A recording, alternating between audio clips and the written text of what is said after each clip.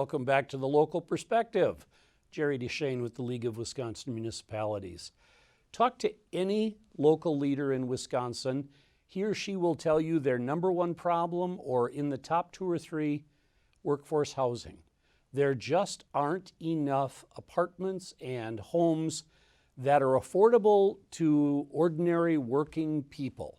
And I don't care if we're talking about Milwaukee or Cadott, Wisconsin.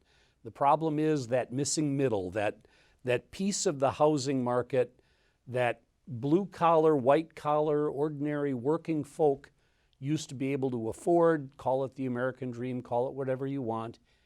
It's missing. The League of my organization, League of Municipalities, that's right, has contracted with an organization out of Washington, D.C., who's done work in this space. Congress for the New Urbanism is doing some work to help us find that missing middle, to take a look at Wisconsin's zoning laws and our subdivision laws and figure out what it is, what are the barriers, what's keeping that from happening here in Wisconsin. So join me for the conversation, my guest, Mallory Baches. Mallory is the Director of Strategic Development. Good morning, afternoon, all of the above, Mallory. Thanks for joining us. Thank you for having me, Jerry. It's a pleasure. So welcome to Wisconsin. What do you think of the place? Well, in this virtual world, I don't get to see as much of Wisconsin with this project as I would like, but I grew up outside Chicago, so I've spent some time in this state and will look forward to when I can come back and visit again. Excellent, excellent.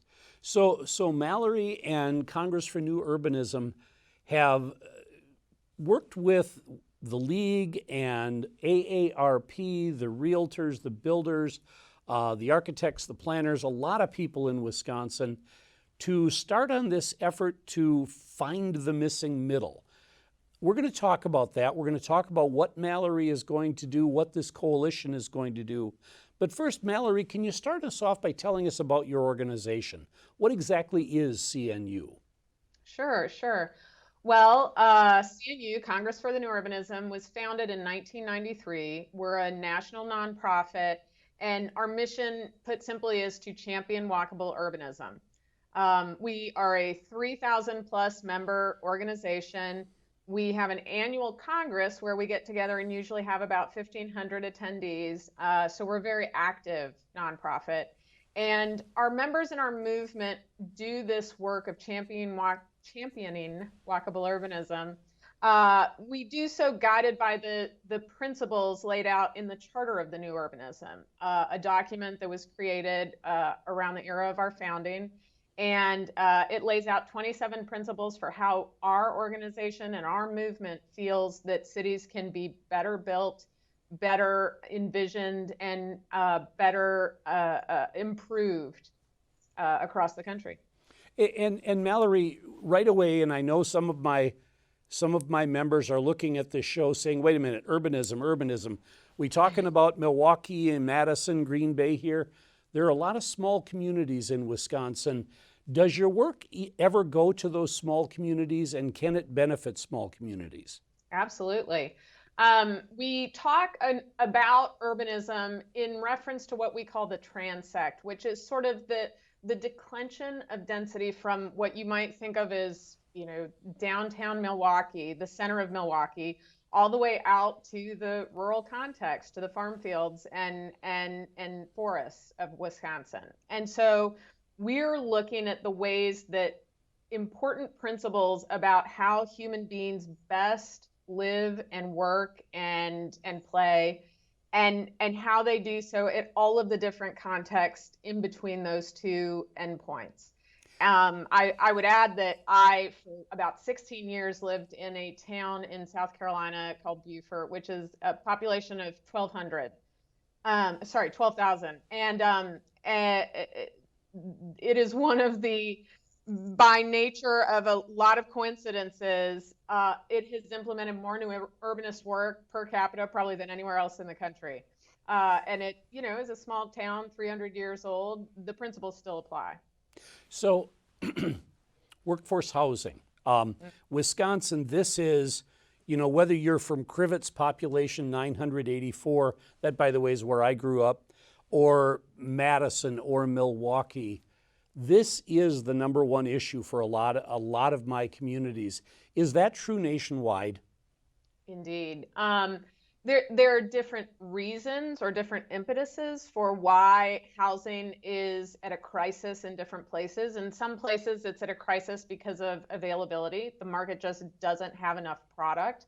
In other places, it's an issue of the wrong housing in the right place or the right housing in the wrong place. And in other places still, it's an issue of deteriorating housing. Housing product that is well past what people might want to invest in a long-term way. And so it's degraded and not at the level of what workforce might want or need in order to, live comfortably, raise a family, and be a part of the community. Okay, so let's dive into what you're going to do here in Wisconsin. Our deputy director, Kurt Watinsky, had read some of your work, some of the work you'd done in Vermont and Michigan, some other places, and called you up and said, hey, can you do that here in Wisconsin? So let's give folks sort of an overview of what that is. What are you planning on doing? What are you going to do in 2021, and then what happens in 2022? Sure, absolutely. So I'll give you the context, which is that CNU has a number of different programmatic areas. Our most ambitious program is the Project for Code Reform. And its goal, put simply, is to accelerate the need for reform of local zoning ordinances and land use regulations across the country. Most of these, the vast majority, are at least 50, if not 60 or 70 years old. Many of them are focused on empowering the sort of growth that happened post-World War II. So this is very car-based development. It's a very different world from what we're looking at today. The economics were different. The household sizes were different. The way people lived was different. And so our program overall is working to address the need for reform across the country.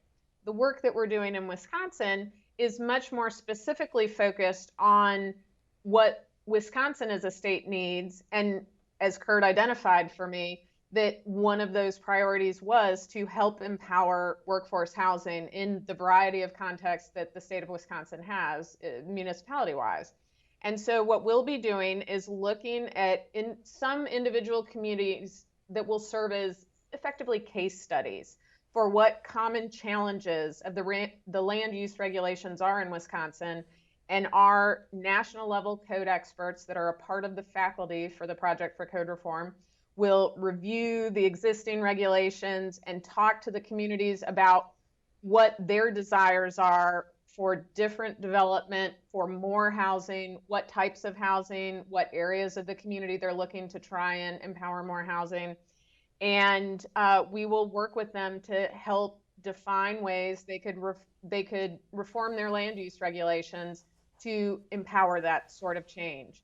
And we'll be doing so with a goal of finding common threads that many, if not most, municipalities across the state would be able to use. And we'll be providing a final report about this study so that even if a community was not participating as a case study, they can learn the same lessons and they can apply those in their own local context.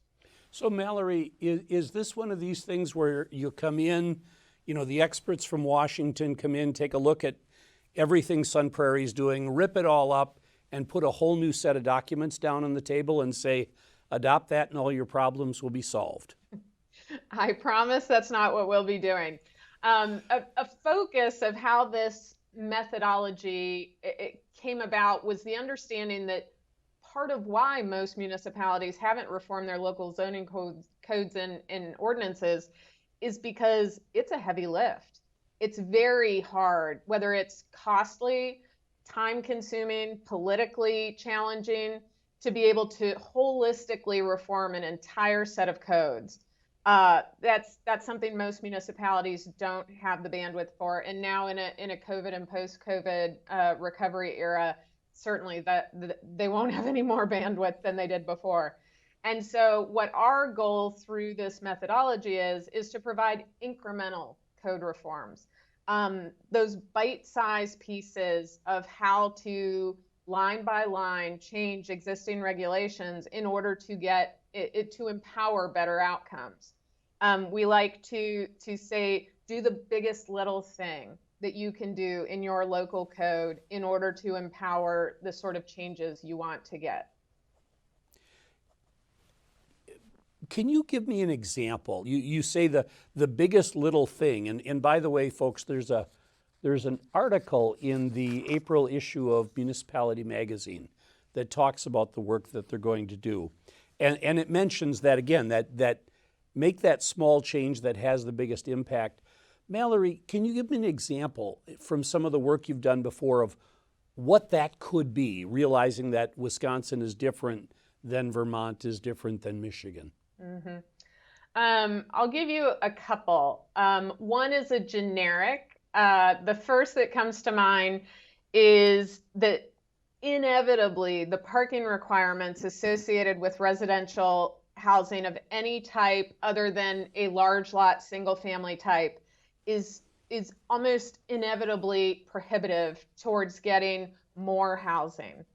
It often drives up the cost of development because you're having to, as a developer, you're having to purchase more land in order to provide parking that the residents of this housing may or may not actually need, depending on where the property is, depending on what transportation or mobility options there are, and depending on how many cars are actually going to be necessary in that particular residence. Many times these parking requirements, the relationship between cars to residents are very outscaled with the way people live today. So that's sort of a general comment that we will be looking at parking across all of these codes that we're looking at. That will be something that will be very common.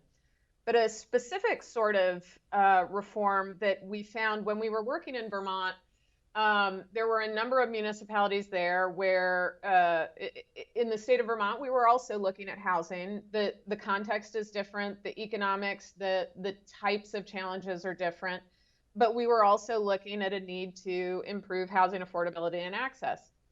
And one of the things we were finding is Vermont is very rural, and there were many large homes, historic homes, that the owners were looking, or the municipalities wanted to allow owners to look at adding accessory dwelling units, adding, a carriage house above their garage, or converting an existing garage into a second residence on the same property.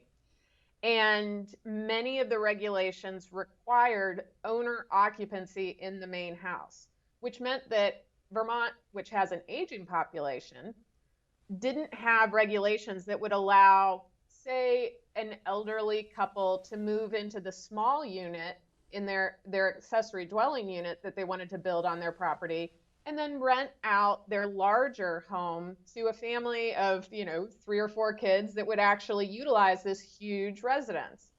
And so that was a very specific tweak that many communities could benefit from, that we found in their codes, and recommended that communities look at adding that simple reform. Great, excellent. I want to take just a little bit of a breath here and remind everybody this is The Local Perspective. I'm Jerry Deschane with the League of Wisconsin Municipalities. I want to give a shout out to Wisconsin Community Media, those local community access stations throughout the state that help us air this program and distribute this program.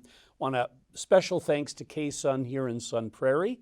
They are allowing me to use this chair and this microphone, and well, they make me look this good. They don't want credit. Yeah, never mind. But no, thanks for Wisconsin Community Media. Talking with Mallory Baches with the Congress for New Urbanism about a project for code reform in Wisconsin to send us in search of that missing middle, affordable housing for working families, not low-income housing, not luxury housing, but sort of what's missing in the middle. And Mallory, I guess the question that I have is gone. You ever have one of those times when you just our desk. Often, yes. Right out the window. Who else is in on this project with us? This is the league is involved. I know the realtors are involved. Is that normal to have this sort of broad spectrum of support for a project like this? You know, what we're finding is that it is becoming much more common. An example would be AARP, state AARP offices, which we're working with AARP-Wisconsin here in this case. We worked with AARP Vermont in that work. We're looking to partner in our work in New Hampshire with the AARP office sort of after the fact. They found out what we were working on with the state and thought, hey, wait a minute, this really impacts what we care about. You know, economic development, that WHEDA in Wisconsin, we worked with the Economic Development Corporation in Michigan in our work there. There are a lot of ways that regulations touch the missions or purposes of lots of different state level agencies or organizations. And so I don't find it surprising that we have so many different partners in Wisconsin. I'd be remiss not to name the other ones. We have the Wisconsin Builders Association working on this. We have the Wisconsin chapter of the Commercial Real Estate Association as well. I don't think I've missed anyone, but it strikes me as reflective of how urgent the need is for municipalities to make these reforms, and also how widespread the impact of the reforms can be, and how much it can touch the priorities of a lot of different groups trying to improve conditions across the state. And the only one, by the way, I went back to the article. I have an advantage. I wrote them down. The American Planning Association. But of course, that, duh. As an AICP planner, of course, I would forget my own association itself. Yes. You'd forget the home team. That's right. But Mallory, quite often, and I can see a local zoning administrator or community planner saying, wait a minute, you've got the commercial realtors, you've got the builders. Aren't these normally the men and women that were opposing when it comes to a land use deal? That's a good question. I think that there has been a marked shift in the way that these issues of affordability of housing have changed over the past decade in particular. I think that when I think back to when I first entered the business, that affordable housing was sort of something that we thought of as a product for a specific group of residents. It usually had something to do with a housing authority. And we didn't think about affordability as it applied to the average member of society.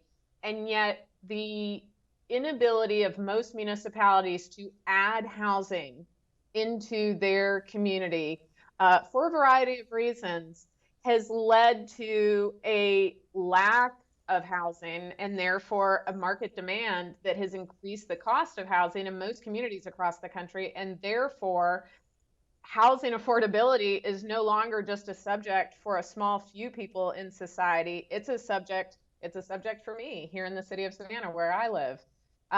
You know, I had to work hard to find housing that I could afford that was close to the things I needed. I have a 15-year-old daughter that needs to go to high school, and I was juggling that challenge that so many people across Wisconsin and across the country face of, am I going to have to spend 2 hours in the car from where I can afford a house to get to the places that I need to work, or my child needs to go to school, or I need to get my services, my groceries, all of that.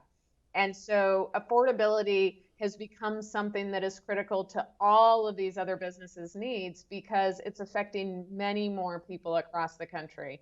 And I think the urgency is a result of that. Absolutely. And I hear that, as I said at the beginning of the show, whether you're in the biggest community in Wisconsin or the smallest village, you hear that. We just don't have the housing that and the missing middle, that chunk of housing for people that have good jobs. There's just no place for them to live. Yeah. Mallory, and maybe this is kind of a weird little side topic, but the pandemic. I've been working, really annoying my wife, working out of our home office for a year now. All of my staff have been working there for a year now. That may be coming to an end this summer. But a lot of zoning people or planners, a lot of us are wondering, has there been a permanent change? And then how does that affect how we do the built environment going forward? I know you have the magic answer to that. Yeah, absolutely. So, My crystal ball. And I think my answer to you, Jerry, is that it is a topic that is reaching a lot of, down to anyone's household where they've had to endure this past year and all of the things that it has made you reconsider about your life and your location, your neighborhood, your home, and how it serves you or doesn't. And I think my answer to you would be that I would need a crystal ball because I don't think we fully understand all of the machinations that have shifted. And I think that I I would definitely lead us in this discussion towards what our goals might be holistically for communities. That, I can look at my own challenge of having to work from home and having a high schooler have to school from home and, us bumping paths when we both needed to have quiet in the house at the same time. But I think that it raises a higher question. This challenge that we've all faced raises a higher question of whether we're planning our cities with an adaptability to challenges that can arise, and whether we're making assumptions about what is business as usual. For example, an hour or two worth of commute every day for many, many people across the country, and whether that business as usual is acceptable to us. I mean, one of the things I might point out is as much as there have been challenges with COVID, I think there have also been, in my own personal world, I've also captured time that I would have spent commuting back and forth, and I've used that in important ways. And the other point I would make about this is that and I started to get at that very broadly, but I'll hone in specifically, that dependent upon whom we are talking about in society, the opportunities and the challenges are not equal. And COVID has definitely elevated the inequities that we impose by some of the decision making that we have, particularly as it relates to affordable housing. And the assumption that we make that individuals who cannot afford the most expensive housing in the best location in town are then going to have to take on these added externalities of needing to own a car, needing to travel large amounts of time from the housing that they can't afford to the work that they're doing. And that essential work, which we know so many essential workers have been forced to, go to work even under the pandemic circumstances that we've been under, that those of us who can sit and opine about whether our home office really suits us is an extraordinary luxury that not everyone in society has. right. And that it's our role as planners to really consider far beyond our own circumstance to all of the circumstances that the decisions we're making about land use, about housing, about planning in general, what the ramifications of those decisions are. Deep stuff. Mallory, let me ask you another question. You're going to use 6 case studies. You're going to take actual communities spread around the state, I presume a variety of shapes and sizes, and walk them through a process. What do you expect? Do you think they're all going to have the same 17 aha moments, or will they be different? Well, our goal is that they will be different. So we hope that that's true. As I said, when you asked me about, what is a specific sort of example of what you might find? There are some, at this point in our programmatic work, there are some constant themes that we hear usually when we go from one state to the next. But also, our goal with this work is not just to find a variety, find diversity of challenges across the state so that we can create a report on the best practices that will reach the most individual municipalities across the state, that will be relevant to as many municipalities across the state as possible. But also, our goal with this work as a national nonprofit is to develop as diverse a set of tools as possible for far beyond the borders of the state of Wisconsin, because there are lessons that folks in other states can take from the challenges that we're uncovering in Wisconsin and offering solutions to. And so the diversity that we're seeking is definitely so that we can ensure the relevancy for as many folks in Wisconsin as possible, but also so that we can ensure broader relevancy to the nation overall. And in that way, this project in Wisconsin is being used as a tool for on a national platform to help explain what sort of reforms are needed across the country. We've got just a few minutes left. Talk about your experience in Vermont and Michigan. I don't know if you've done this elsewhere. How was the project received after the fact, and how well was it implemented? Well, those are in two different states with two different sets of partners. And I would start with Michigan to say it was very well received in Michigan, to the extent that we have one of the case study communities where the planners from that community are now part of our faculty, because they truly took the information that they got and the reforms and the dialogue experience, and they ran with it. And they are now through at least one phase of reforms and are moving on to an additional phase as well. And they're one example of a number of communities that have truly taken this experience and tried to make the most of it, tried to just turn and go with these reforms in the exact manner that we're hoping.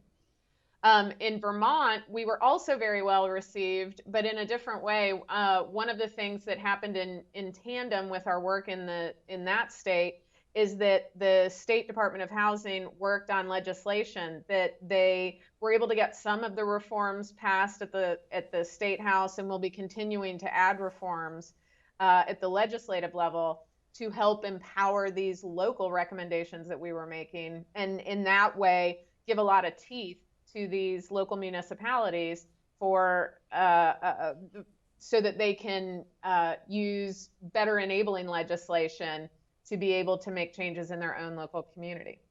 Now, are you deep enough into, right now, as I understand it, you're in the understanding phase. You're getting to know Wisconsin regulations. Have you gotten deep enough into it that you're starting to get a sense for the state? Are there some things that you want to ask people about? You wonder what this cheesehead thing really is. I mean, what are your impressions so far?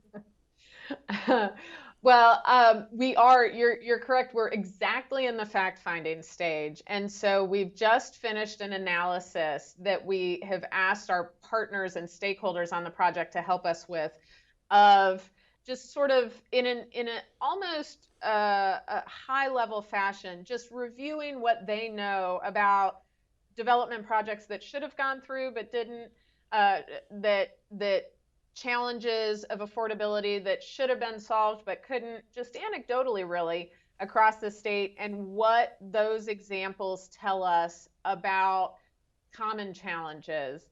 And we'll also do literature review and a thorough review of your state enabling legislation to get a better picture overall of what we would call the regulatory landscape of the state of Wisconsin is.